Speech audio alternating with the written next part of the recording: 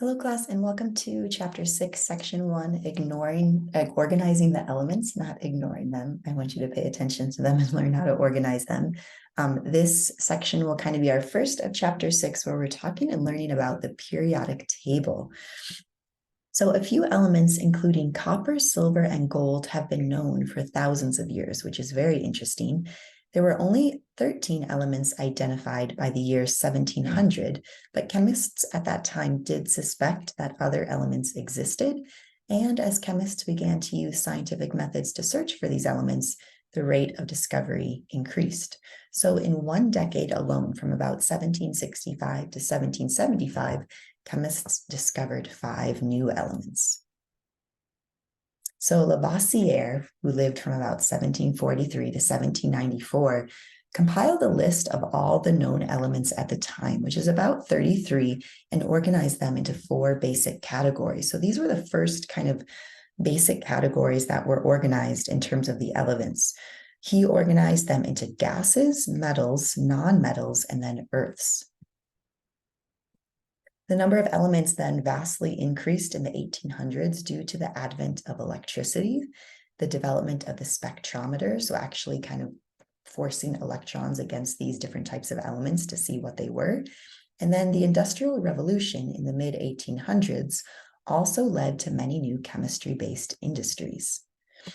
So early chemists used the properties of elements to sort them into groups. So we have 8 groups shown here, and we would sort them, the early chemists would sort them based on their different properties. John Newlands kind of came around then in 1864, which organized the now known 70 elements in a increasing atomic mass order. And he noticed that the properties of the elements repeated every 8th element, and a repeating specific pattern is called a period. So the periodic kind of specific repeating pattern is what he discovered, and he named this repeating pattern the law of Octavius. J.W. Dobereiner, then in 1829, he was a German chemist, and he published a classification system. And in his system, the known elements were grouped into triads, and a triad is a set of 3 elements with a similar property. Dobereiner notes a pattern in his triads where one element in each triad tended to have properties with values that fell midway between those of the other 2 elements. So for example, the average atomic mass of chlorine and iodine is 81.18 atomic mass units, and this value is close to the atomic mass of bromine, which is 79.9 atomic mass units. Dmitry Mendeleev, then in 1869, actually published the first periodic table, kind of taking what was discovered from the previous 3 men in the previous generations. Like Newlands, he noticed the repeating pattern and the properties of the elements, so he arranged the elements by atomic mass, and he also placed elements with similar chemical and physical properties in the same groups.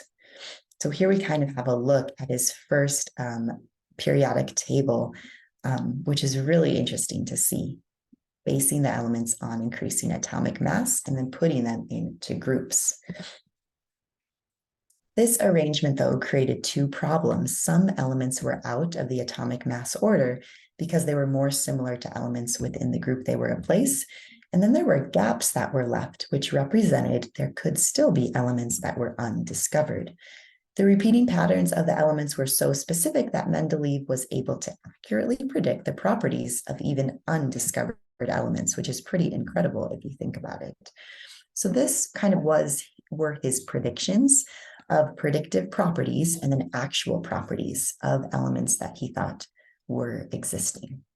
Henry Moseley then came along in 1913, which he kind of created the Mendeleev's periodic table based now on increasing atomic number based on the number of protons.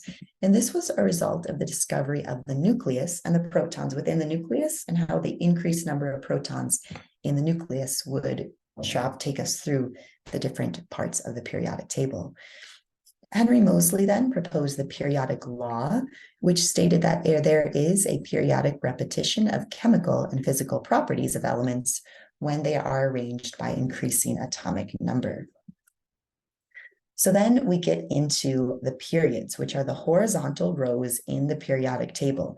So there are seven periods equal to the number of energy levels, and there are more elements in higher numbered periods because there are more orbitals in those higher energy levels. The properties of the elements within a period change as you move across a period from left to right. Groups then are how we organize the elements into vertical columns. So we have the periods in horizontal columns, 7 of them, and then we have groups where we place the elements into vertical columns. And when the elements are arranged in order of increasing atomic number, there is a periodic repetition of their physical and chemical properties. So elements that have similar chemical and physical properties end up in the same column in that periodic table. So here we have kind of the to-date periodic table of elements. The periodic tables are sometimes color-coded to classify the types of elements based on metals, non-metals, and metalloids, as you can see here. These 3 categories of elements, the metals make up about 80% of those elements. Then we have non-metals and metalloids, which make up smaller numbers. And these are the properties of metals. So all of these properties of metals make them a metal. They are malleable, meaning they can be hammered, changed, or rolled into a very thin sheet. They're ductile, so they can be drawn into a wire and then become an excellent conductor of heat and electricity.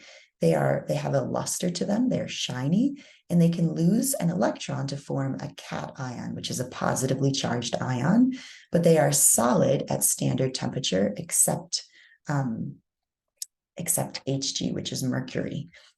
Metals have a sea of mobile electrons, which result in their ability to conduct electricity. Metallic characters describe how much like a metal an element is. So for example, francium with abbreviation Fr is the most metallic, and any elements closer to francium will be more metallic, and further away from francium will be least or less metallic. Properties of metalloids then, they are semiconductors, meaning they're a good or moderate conductor of electricity. They also have a luster, they're shiny like metals, but they're more brittle like nonmetals, and metalloids are actually used for making computer chips. So here are examples of metalloids. You can see their luster, their shiny, brittle kind of physical property, and just remember that they're like a semiconductor. They're good or moderate conductors of electricity. So we see boron, we see silicon, germanium, arsenic, antimony, and telluranium. Properties of nonmetals then mean that they are poor conductors of heat and electricity. They're very brittle, so they will shatter when struck, and they're very dull. They're solid and they're very dull. They're not shiny, and they tend to gain electrons to form an anion, which is a negatively charged particle. So we see carbon and phosphorus and sulfur, examples of nonmetals. So here's just a summary of the elemental characteristics. Again, we have metals and nonmetals have very different properties, whereas metalloids are kind of the in-between group. So thanks for listening to this section on the first section in chapter 6, and I will post the next section shortly. Thanks for listening, everybody. God bless your studies this week.